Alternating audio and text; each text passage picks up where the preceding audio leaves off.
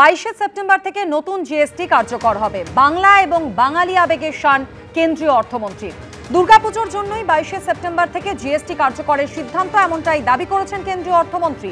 মহালয়ার পরের দিনের কথা মাথায় রেখেই 22শে সেপ্টেম্বর থেকে কার্যকর হচ্ছে নতুন জিএসটি। প্রধানমন্ত্রী ঘোষণা করেছিলেন দীপাবলি থেকে কার্যকর হবে, কিন্তু বাংলার জন্যই পুজোর আগে করা হয়েছে। কলকাতায় এসে নেক্সট জেন জিএসটি আলোচনা সভায় দাবি করলেন কেন্দ্রীয় অর্থমন্ত্রী Nirmala Sitharaman. I'm happy to say the determination of September 22nd was largely influenced by the Pujo.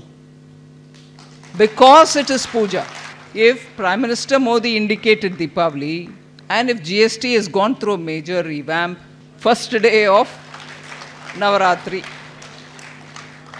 the next day of Mahalaya, so don't you see the very strong influence of Bengal in this decision making? Absolutely, for you all. The message from Bengal is what is going to influence the rest of the country, like it did during independence struggle, like Bengal has always been leading the country. Now I would want each one of you all to go out there, go to every shop that you want, do the purchases. You should show the way, saying Indian economy now benefits from the GST second generation reform.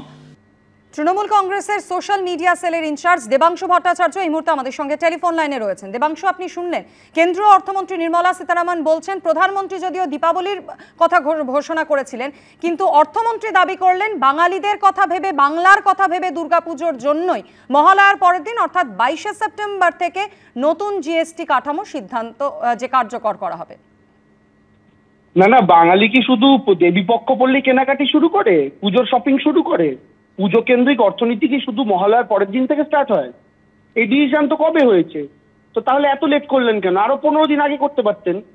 শেষ 7 দিনে তো হয়তো 30% 40% লোকের কেনাকাটি থেকে শুরু করে পুজো সংক্রান্ত যে পারচেস গুলো, পুজোর প্যান্ডেল তৈরি করতে যেসব জিনিস লাগে, সেই সব কিছু তো অলরেডি পূর্বতন জিএসটির হিসাব অনুযায়ী হয়ে গেছে। কারণ এখনো কেউ ঠাকুর অর্ডার দেয়নি, এটা তো সম্ভব নয়। এখনো কেউ প্যান্ডেল শুরু করেনি, এটা তো সম্ভব নয়। পুজো আর 7 দিন বাকি। তো দেবী পক্ষের আগে শুরু করে আপনি কত বড় বাঙালির উপকার করে দিলেন। জিএসটি লাগু হয়েছে 2017 কি 2018 সালে।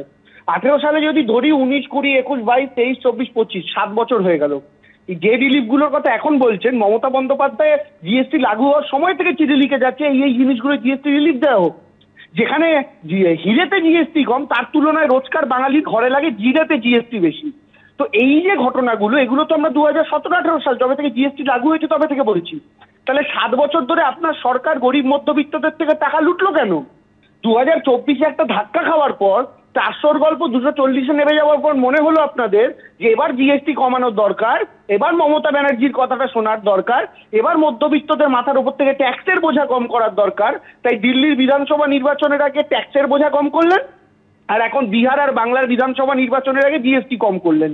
আপনাদের প্রত্যেকটা কাজ তো ইলেকশন স্পেসিফিক, মানুষের ভালো তো আপনারা চান না।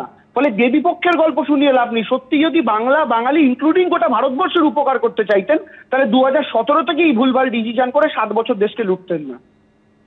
অনেক ধন্যবাদ দেবাংশু আমাদের সঙ্গে কথা বলার জন্য।